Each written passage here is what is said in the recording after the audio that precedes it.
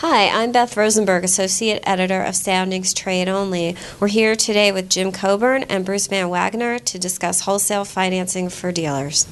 Welcome, Jim and Bruce, and thanks for joining us. Well, thank you, Beth. Let's talk about inventory levels. What are we looking at, and where do they stand now, and is it a healthy situation? Well, why don't I start with that? Considering where we came from, 2008 and early 2009, where inventory levels were huge in comparison to what was being sold at retail, today's market's in phenomenal condition. The manufacturers and dealers took great responsibility to drive those numbers down, and frankly, levels are as healthy as I've ever seen them in the industry. How about aging of product? Are there a lot of older models out in the marketplace at this point? Not at all. In fact, when the downturn took place, that was a big concern, and it did escalate up. Throw some numbers out. Aging over a year old got as much as 60% of the inventory in the marketplace was over a year.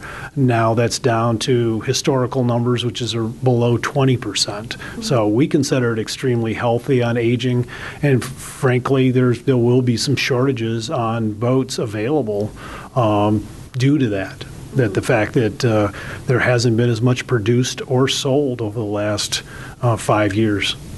Yeah, the pre-owned, there is a shortage going on right now that Bruce alluded to. So it's a big issue. But the fall and the winter months, we need to be a little bit careful because there's an increase in defaults that's being recorded right now for all types of consumer loans, including marine. So we may have a few extra ones on repo, but not like it was over the last few years. Jim, in our session, when you were talking about the marine floor plan lending landscape, you said, quote, "The lawn still needs some watering." I wonder if you could explain what you meant by that.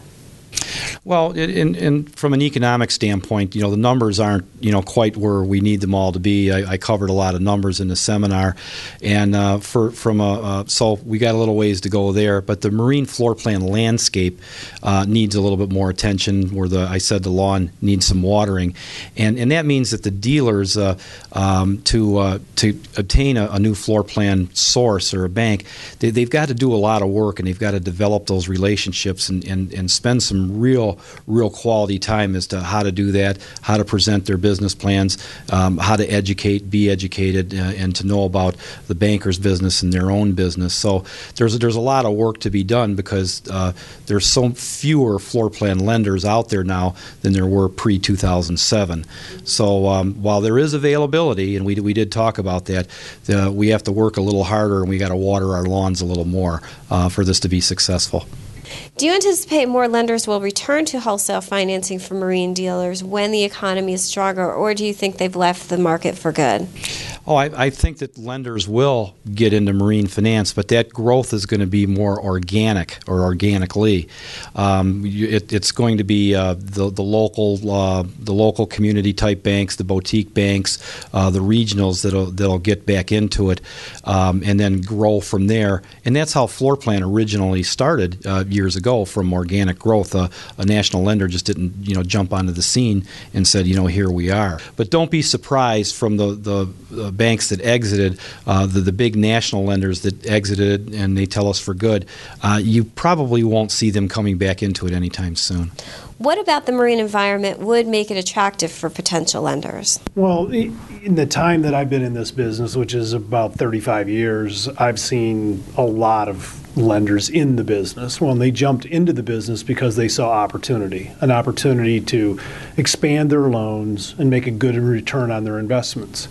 They certainly didn't leave because they were making too much money. There were a lot of major losses that take place. So it was one of those things that they had to make a tough decision as to where they were going to invest, and so they backed off of marine lending. Do I think we're going to have additional competition? Absolutely. When they see that there's a good, secure way to lend into the business and move forward. So I'm anticipating competition will come back, which is a good thing, which we're fine with. But fortunately, the need quite isn't as high as what it was in the past because the magnitude of the industry is much smaller today. So until the industry bounces back, the opportunity is probably not as great as some banks might want before they invest. Let's talk about the SBA floor plan lending program. Why didn't it work as well as people thought it might? Well, I think one of the reasons is it's been a bit cumbersome for the lenders. SBA really did a nice job through the urging of many marine associations to enhance the product, to raise the credit line limits and to move the sunset out further for it in the timeline. So there was a lot of work done on it, but the lenders just aren't jumping on it because of the bureaucratic ways of the SBA, and some of the fees are a little higher, and it's not really cost effective for dealerships to go directly there when they can develop great relationships directly with the bank themselves now.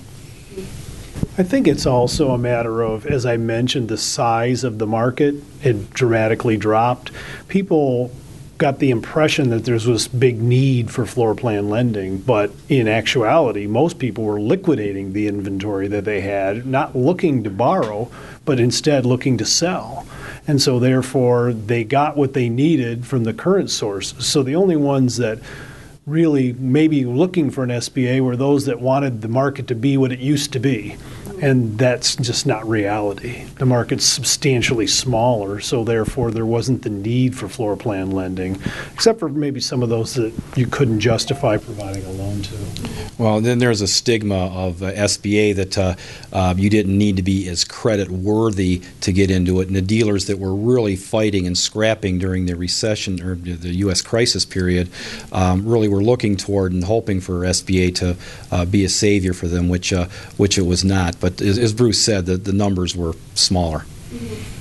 And finally, what are the top things a dealer can do to make him or herself more attractive to a lender? Well, they need to be sharp and have a business plan and know how to develop a relationship with a lender. It's so important. They need to know their industry, they need to know their market, and they need to know the lenders that they're research on the financial institutions that they're talking with. Those are pretty important things, I believe. I would agree totally with what Jim is saying. I'd also have to say that some of the seminars that were here were beneficial to individual dealers to learn more about, the marketplace. The one talked about the crisis that we just went through and the lessons they learned. A lot of it was focused on communication. How do you communicate? And that communication is critical with your lender. And the industry is doing a much better job of sharing best practices. And so I highly encourage every dealer to attend opportunities like IBEX or the Marine Trade Show in Orlando coming up, or just boat shows or 20 groups. Learn those lessons and apply them to your business, because there are a lot of outstanding dealerships out there that know exactly what's necessary to run a business, and they are great guides to be able to do business, relationships, and take advantage of what's in the marketplace.